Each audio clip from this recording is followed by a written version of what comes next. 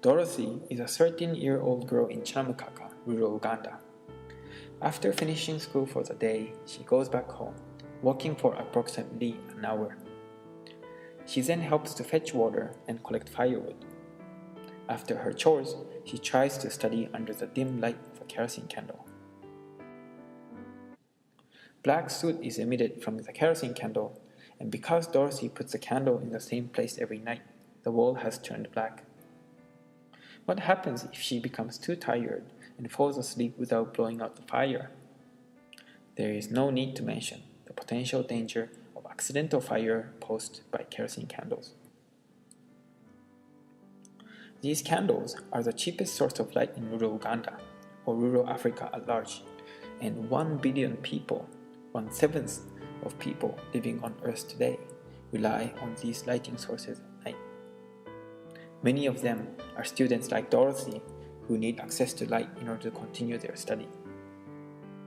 Is there anything that can be done to improve this situation? Solar panel charged LED lamps provide clean, safe, and bright light, even in developing countries that still do not have electricity. These lamps use solar panels to recharge their batteries, so it is perfect for places where an electrical grid is unavailable. Technological advancement has made LED lamps quite affordable.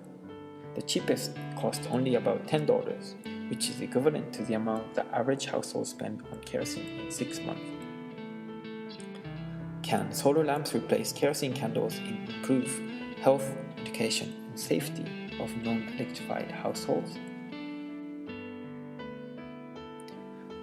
To investigate this question, I joined the Barefoot Power Uganda, a Uganda social enterprise that distributes micro solar lighting systems. We formed a team of researchers to work in Chanamukaka, rural Uganda. Initially, we gave solar lamps to 76 upper primary school children of a group of 155 who reported some respiratory symptoms. Then we compared if those who received solar lamps reported better health and have better learning outcomes after 5 months. We took spirometry measurements to measure children's respiratory health. We also went to the children's homes to interview their parents. Schools also provided us a space to talk with the students, to conduct spirometry, and to interview their parents about their living conditions. At the end of the study, all students received the solar lamps as acknowledgement for their participation in this study. So what were the results? For health, those who received the solar lamps reported moderately better air quality related health compared to those who kept using kerosene. This difference was especially pronounced during the exam periods. This is consistent with the hypothesis that during the exam period, children study harder, and that children who study with kerosene will be more exposed to the smoke.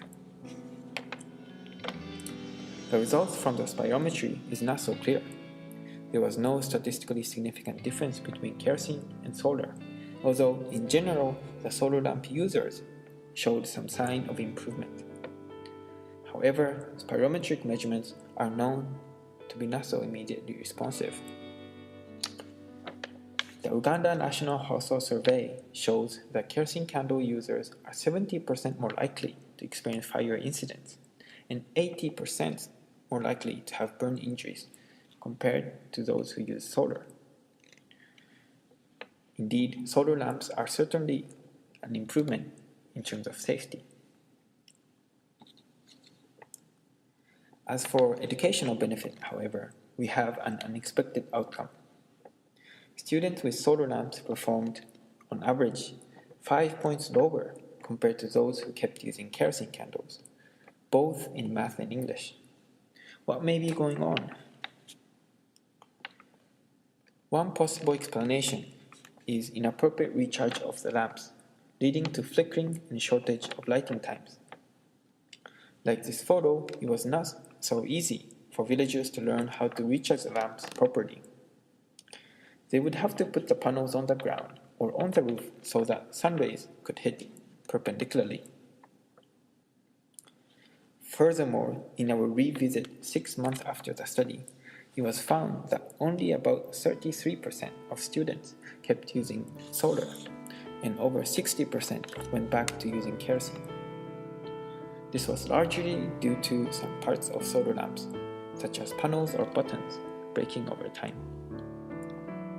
In this way, there are many challenges ahead to scaling up this technology that has the potential to reach over 1 billion people who live without access to proper lighting. The results for test scores are especially troubling. Like Abdul, the school principal who helped us, has stated, kerosene lamps provide only dim light, inhibiting children's study.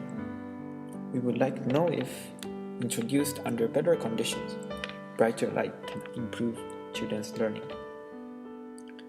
Barefoot Power Uganda, an award-winning solar lamp company, agreed to host this study, supplied the solar lamps, and provided much advice. The study, nevertheless, was conducted financially independently from the company, and the company allowed me to disseminate any results from the study. This study was successfully conducted thanks to the research team, Ruth, Abdrazak, Joan, and Miho. Without help and cooperation from the school teachers, children, and community members, this study would not have been possible.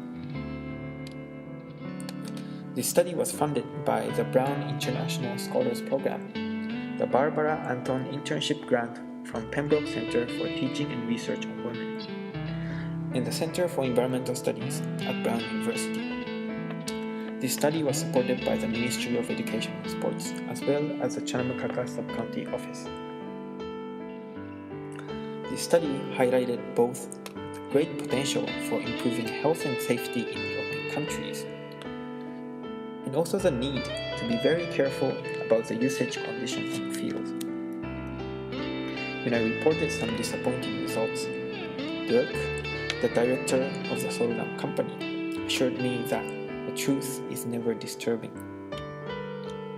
I look forward to continuing future research on how to encourage maintenance in the local setting, with a hope to find out how the solar lamps can actually shed bright light.